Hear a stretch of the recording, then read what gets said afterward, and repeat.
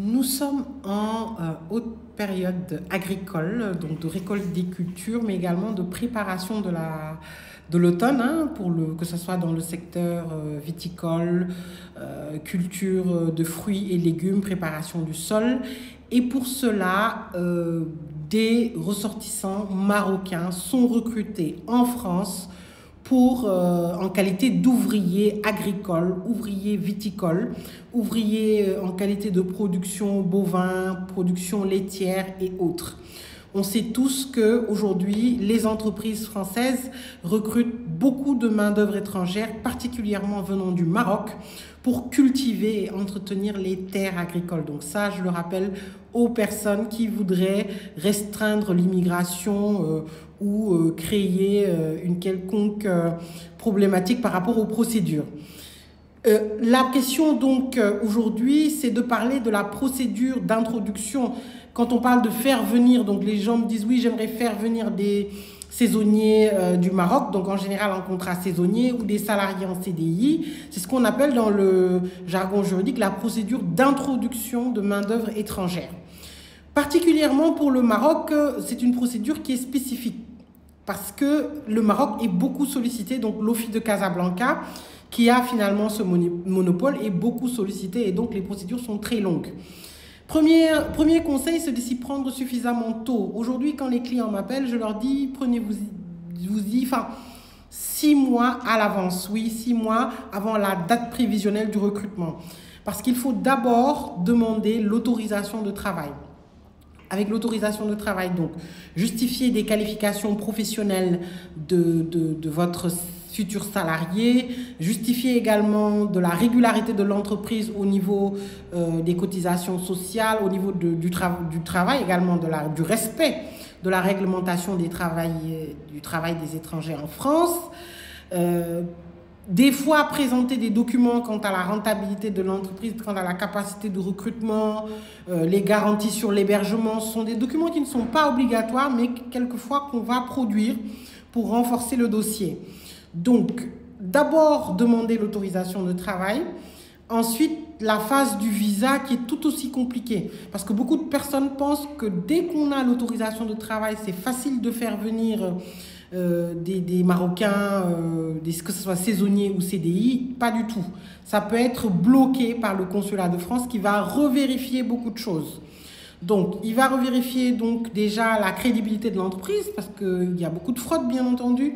Des entreprises qui font venir des personnes finalement de manière frauduleuse. Donc, crédibilité de l'entreprise, réalité de l'activité de l'entreprise.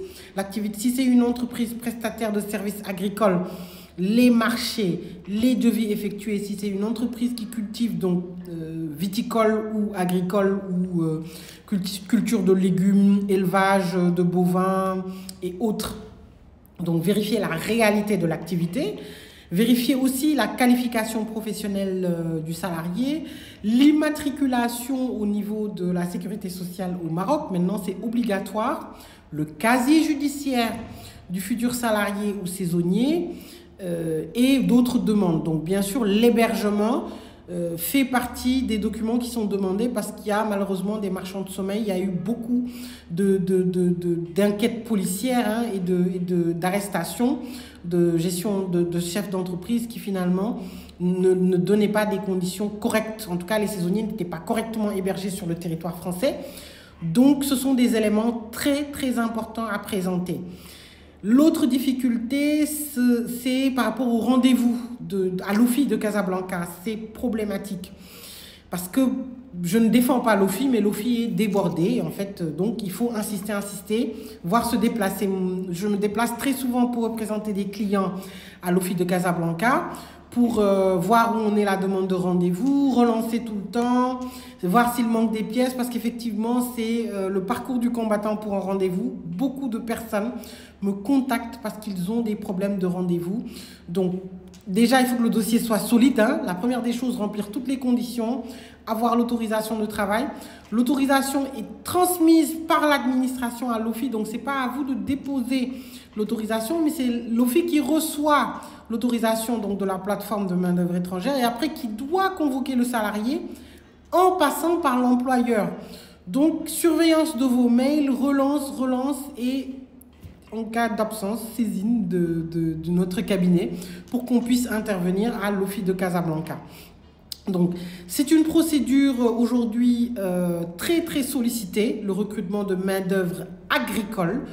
On est d'accord, l'agriculture maintenant, que ce soit ouvrier viticole et autres, figure sur la liste des métiers en tension, qui a été actualisée en début mars 2024. Donc, plus besoin de produire des offres d'emploi et autres, parce que dans l'enquête de besoin de main-d'œuvre de Pôle emploi, il a été clairement établi que les entreprises françaises souffrent cruellement de main-d'œuvre.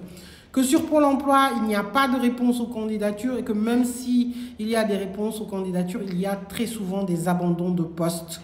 Donc, malheureusement, j'ai vu des entreprises déposer le bilan, être en redressement, perdre beaucoup de marché parce qu'elles n'avaient pas de main-d'œuvre. Mais sachez que c'est possible.